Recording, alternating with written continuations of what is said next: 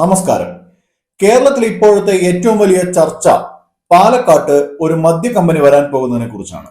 മദ്യ ഉപഭോഗത്തിൽ ഒട്ടും പിന്നിലല്ലെങ്കിലും മദ്യം എന്ന് കേട്ടാൽ തിളയ്ക്കണം ചോര നമുക്ക് ഞരമ്പുകളിൽ എന്ന ലൈനിലുള്ള മദ്യവിരുദ്ധതയും ഒപ്പം പ്രകൃതി ചൂഷണം എന്നൊക്കെയുള്ള കുറെ സെന്റിമെന്റ്സും എല്ലാം ചേർത്ത് മുഖ്യ പ്രതിപക്ഷമായ കോൺഗ്രസ് രംഗം കൊഴുപ്പിക്കുന്നുണ്ട്.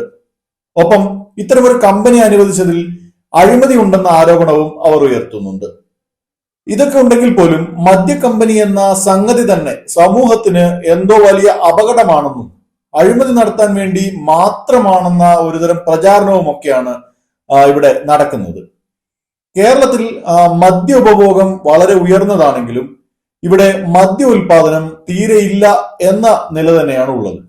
വടക്കൻ കേരളത്തിൽ പ്രത്യേകിച്ച് കാസർഗോഡ്, കണ്ണൂർ ജില്ലകളിലുള്ള കശുമാങ്ങ കൊണ്ട് ഗോവൻ മാതൃകയിൽ ഫെനി ഉണ്ടാക്കിയാൽ തന്നെ കോടികൾ വരുമാനമുണ്ടാക്കാമെന്നിരിക്കെ ഈ കപട സദാചാര ബോധം എന്ന് വിളിക്കാവുന്ന ഒരു സംഗതി കാരണം മാത്രം അതൊക്കെ പാഴായി പോവുകയാണ്.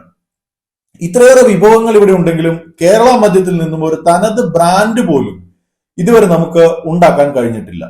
എന്നാൽ കേരളത്തിന് പുറത്ത് മലയാളികൾ ഉണ്ടാക്കിയെടുത്ത കേരള മദ്യ ബ്രാൻഡുകളുണ്ട്. അവ ഏതൊക്കെയാണെന്ന് നമുക്ക് പരിശോധിക്കാം. UK നിന്നുള്ള മണവാട്ടിയെ നോക്കുക. കൊച്ചിക്കാരനായ ജോൺ സേവിയർ ആണ് ഇതിന്റെ പിന്നിൽ. UK ആദ്യത്തെ കള്ള് ഷാപ്പൊക്കെ സ്ഥാപിച്ച കക്ഷിയാണ്. മണവാട്ടി എന്ന പേര് തന്നെ അതിന്റെ കേരള ഐഡന്റിറ്റി വിളിച്ചോതുന്നതാണ്. രണ്ടെണ്ണം അടിച്ചു കഴിഞ്ഞാൽ കുണുങ്ങി കുണുങ്ങി നടക്കുന്ന നാടൻ വാട്ടികൾക്ക് മണവാട്ടി എന്നൊക്കെ വിളിപ്പേരുണ്ട്. അങ്ങനെ ഒരു പേരാണ് ഈ ബ്രാൻഡിന്. മണവാട്ടി ബ്രാൻഡിൽ പ്രധാനമായും 3 ടൈപ്പ് ലിക്കറുകളാണ് അവർ പുറത്തിറക്കുന്നത്. 44% ആൽക്കഹോൾ അടങ്ങിയ പരമ്പരാഗത സ്പിരിറ്റ് വാറ്റ്, 40% ആൽക്കഹോൾ അടങ്ങിയ ഇന്ത്യൻ മസാല റം, 4.3% ആൽക്കഹോൾ അടങ്ങിയ ഇന്ത്യൻ ബിയർ. പരമ്പരാഗത കേരള ബ്രൂയിങ് ടെക്നിക്കുകൾ ഉപയോഗിച്ച് പുതിയ കാലത്തിനനുസൃതമായ രുചിയിൽ മദ്യമുണ്ടാക്കുകയാണ് മണവാട്ടി ചെയ്യുന്നത്. എന്തായാലും സംഭവം സായിപ്പന്മാരുടെ ഇടയിൽ പോലും ഹിറ്റാണ്. UK നിന്നുള്ള ഒറ്റക്കൊമ്പൻ ബ്രാൻഡിനും സമാനമായ കേരള പാരമ്പര്യം തന്നെയാണ് ഉള്ളത്. പരമ്പരാഗത നാടൻ ചാരായം മുതൽ നിരവധി പരമ്പരാഗത കേരള സ്പിരിറ്റുകളാണ് ഇവർ വിപണിയിൽ ഇറക്കുന്നത്. പോളണ്ടിൽ നിന്നുള്ള ഒരു കേരള ഒറിജിൻ ബ്രാൻഡാണ് മലയാളി ബിയർ. പേര് പോലെ മലയാളികൾ തന്നെയാണ് ഇതിനു പിന്നിൽ. പരമ്പരാഗത കേരള ചേരുവകളും രുചികളും ഒക്കെ ഉപയോഗിച്ചാണ് ഈ ബിയർ തയ്യാറാക്കുന്നത്. അവിടുത്തെ മലയാളികളായ പ്രവാസികളെ മാത്രമല്ല, പോളണ്ടിലെ തദ്ദേശീയരുടെ ഇടയിലുമൊക്കെ ഇതിന് നല്ല ഡിമാൻഡ് ഉണ്ട്. സുഹൃത്തുക്കളായ അജിത് പത്മകുമാറും സജീഷ് ജോസഫും മലയാളികളാണ്.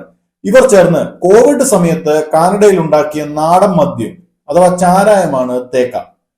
പുളിപ്പിച്ച ധാന്യങ്ങൾ, പഴങ്ങൾ അതല്ലെങ്കിൽ തെങ്ങിൻ പൂക്കളൊക്കെ ഉപയോഗിച്ച് നിർമ്മിച്ച് വാറ്റിയെടുത്ത നാടൻ ചാരായമാണ് സംഭവം. കേരളത്തിലെ പരമ്പരാഗത റെസിപ്പി ഉപയോഗിച്ച് അസംസ്കൃത പഴങ്ങൾ, ഈത്തപ്പഴം, ശർക്കര, സുഗന്ധവ്യഞ്ജനങ്ങൾ തുടങ്ങിയ സാധനങ്ങളൊക്കെ ഉപയോഗിച്ചാണ് ഇത് നിർമ്മിക്കുന്നത്. എന്തായാലും സാധനം അവിടെ എല്ലാവർക്കും ഇഷ്ടമായിട്ടുണ്ട്. കാനഡയിലെ തന്നെ മലയാളികൾ ആരംഭിച്ച മറ്റൊരു ബ്രാൻഡാണ് മന്ദാകിനി. വിദേശികൾ ഉൾപ്പെടെയുള്ളവരുടെ ഒരു പ്രിയപ്പെട്ട ബ്രാൻഡായി മന്ദാകിനി ഇതിനോടകം മാറിക്കഴിഞ്ഞിട്ടുണ്ട്. ആ കൂട്ടത്തിൽ ക്വീൻ എന്നൊക്കെ വിളിക്കാവുന്ന സാധനമാണ് മഹാറാണി ജിൻ. അയർലൻഡിലെ റിബൽ സിറ്റി ഡിസ്റ്റിലറിയുടെ സഹസ്ഥാപകയായ ഭാഗ്യലക്ഷ്മി എന്ന ഒരു മലയാളിയാണ് മഹാറാണിക്ക് പിറകിൽ. നമ്മുടെ വയനാട്ടിൽ നിന്നുള്ള സുഗന്ധവ്യഞ്ജനങ്ങൾ ചേർത്താണ് ഈ മഹാറാണി ജിൻ ഉണ്ടാക്കുന്നത്. രുചിയുടെ കാര്യത്തിൽ ഈ ജിൻ വളരെ പ്രശസ്തി നേടിയിട്ടുണ്ട്. ഒന്ന് ഗൂഗിൾ ചെയ്ത് നോക്കിയാൽ മഹാറാണിയുടെ ഒക്കെ പോപ്പുലാരിറ്റി നിങ്ങൾക്ക് തന്നെ മനസ്സിലാക്കാവുന്നതാണ്. ഇതിൽ നിന്നും മനസ്സിലാക്കേണ്ട കാര്യം, നമ്മുടെ തനത് രുചികളിലുള്ള മദ്യത്തിന് യൂറോപ്പിലും കാനഡയിലുമൊക്കെ നല്ല ഡിമാൻഡാണ്. ആ കാര്യമാണ് ഇവരുടെ ഈ വിജയകഥയിൽ നിന്ന് മനസ്സിലാക്കാൻ കഴിയുന്നത്. ഈ സാധ്യതകൾ നമ്മൾ ഉപയോഗപ്പെടുത്തുകയാണ് വേണ്ടത്. വിദേശ മദ്യം എന്ന പേരിൽ ഇവിടെ വിപണിയിൽ ലഭ്യമാകുന്ന മദ്യം മുഴുവൻ ഓരോ രാജ്യങ്ങളിൽ നിന്നുള്ള അവിടെയുള്ള തനത് രുചികളും കൂട്ടുകളും ഒക്കെ ഉപയോഗിച്ച് തയ്യാറാക്കുന്നതാണ്. ഇന്ത്യയിൽ തന്നെ നോക്കുക, ഗോവൻ ഫെനി മലയാളികൾക്ക് പോലും സുപരിചിതമാണ്. എന്താണ് ഈ ഗോവൻ ഫെനി? ഗോവയിലെ പരമ്പരാഗത നാടൻ മദ്യമാണത്. അതിനെ കൃത്യമായി ബ്രാൻഡ് ചെയ്യുകയും ഗുണമേന്മ ഉറപ്പുവരുത്തുകയും മാത്രമാണ് അവർ ചെയ്തത്. കേരളത്തിൽ യഥേഷ്ടം ലഭ്യമായിട്ടുള്ള പഴങ്ങൾ, സുഗന്ധവ്യഞ്ജനങ്ങൾ, മസാലകൾ, പച്ചക്കറികൾ, ധാന്യങ്ങൾ എന്നിവയിൽ നിന്നെല്ലാം മദ്യമുണ്ടാക്കാൻ കഴിയും. മിഡിൽ ഈസ്റ്റിൽ ഉൾപ്പെടെ കൂടുതൽ മദ്യശാലകൾ തുറക്കുന്ന ഒരു സാഹചര്യമാണ് ഇപ്പോൾ ഉള്ളത്. ആഭ്യന്തര കയറ്റുമതിക്കൊപ്പം മിഡിൽ ഈസ്റ്റ് ഉൾപ്പെടെയുള്ള രാജ്യങ്ങളിലേക്കുള്ള അന്താരാഷ്ട്ര കയറ്റുമതിക്കും വളരെ വലിയ സാധ്യത തന്നെയാണുള്ളത്. മദ്യനിർമ്മാണശാലയിൽ ഉൾപ്പെടെ നിരവധി പേർക്ക് നേരിട്ട് തൊഴിൽ നൽകാൻ സാധിക്കും എന്നതിനൊപ്പം കാർഷികോൽപ്പന്നങ്ങൾക്ക് ഉയർന്ന വില ഉറപ്പുവരുത്താനും സാധിക്കും. ഇത് കർഷകർക്ക് വലിയ നേട്ടമുണ്ടാക്കും. കൊച്ചിയും വിഴിഞ്ഞവും പോലെ വലിയ തുറമുഖങ്ങളൊക്കെയുള്ള നമുക്ക് ഇതിന്റെ കയറ്റുമതി സാധ്യതയും വളരെ വലുതാണ്. 2023-24 സാമ്പത്തിക വർഷത്തിൽ മദ്യ കയറ്റുമതിയിലൂടെ നമ്മുടെ രാജ്യം നേടിയത് 2200 കോടിയുടെ വിദേശ നാണ്യമാണ്. UAE, Singapore, Netherlands, Tanzania, Angola, Kenya, Rwanda എന്നിവിടങ്ങളിലേക്കൊക്കെയാണ് കൂടുതൽ ഇന്ത്യൻ മദ്യം കയറ്റുമതി നടന്നത്.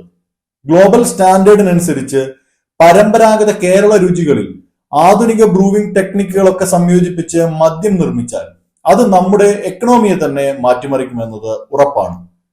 അത്രയും വലിയ സാധ്യതയാണ് നമ്മൾ ഉപയോഗപ്പെടുത്താതിരിക്കുന്നത്. മിഡിൽ ഈസ്റ്റിലുള്ള മതരാഷ്ട്രങ്ങളിൽ പോലും മദ്യശാലകൾ വ്യാപകമാവുകയാണ്. എല്ലാ വികസിത രാജ്യങ്ങളിലും മദ്യം ലഭ്യമാണ്. ഇവിടെ മദ്യം പാപമാണെന്നും ഏറ്റവും വലിയ പ്രശ്നമാണ് എന്നൊക്കെയാണ് ഇവർ പറയുന്നത്. മദ്യത്തെക്കാൾ പ്രശ്നം മലയാളിയുടെ മദ്യപാനശീലമാണ്. മാനസികമായ ഒരു ഉല്ലാസത്തിന് മദ്യം കഴിക്കുക എന്ന ഏർപ്പാട് മലയാളിക്കില്ലാത്തതാണ് ഇവിടെ പ്രശ്നം. ഇവിടെ കുടിച്ചാൽ ബോധം പോകണം എന്നതാണ് മദ്യത്തോടുള്ള അപ്രോച്ച്. അതാണ് മാറേണ്ടത്. മദ്യനിർമ്മാണം എന്നത് ഒരു വലിയ സാധ്യത തന്നെയാണ് കേരളത്തെ സംബന്ധിച്ച്. രാഷ്ട്രീയമായ താല്പര്യങ്ങളുടെ പേരിൽ അത് ഇല്ലാതാക്കുന്നത് ഒട്ടും ഗുണപരമല്ല. പ്രാദേശിക മദ്യങ്ങളെ പ്രോത്സാഹിപ്പിക്കുന്ന നിലപാടാണ് യഥാർത്ഥത്തിൽ സ്വീകരിക്കേണ്ടത്. മറ്റൊരു വിഷയവുമായി കാണുന്നതുവരെ നന്ദി, നമസ്കാരം. ഈ വീഡിയോ നിങ്ങൾക്ക് ഇഷ്ടപ്പെട്ടെങ്കിൽ ലൈക്ക് ചെയ്യാനും ഷെയർ ചെയ്യാനും ഒപ്പം ഞങ്ങളുടെ ചാനൽ സബ്സ്ക്രൈബ് ചെയ്യാനും മറക്കരുത്. ഈ വീഡിയോ സംബന്ധിച്ച നിങ്ങളുടെ അഭിപ്രായങ്ങൾ കമന്റായി രേഖപ്പെടുത്തുക. വാർത്താ നെക്സ്റ്റിന്റെ എല്ലാ വീഡിയോയും മറക്കാതെ കാണാൻ നിങ്ങൾ ശ്രദ്ധിക്കുമല്ലോ.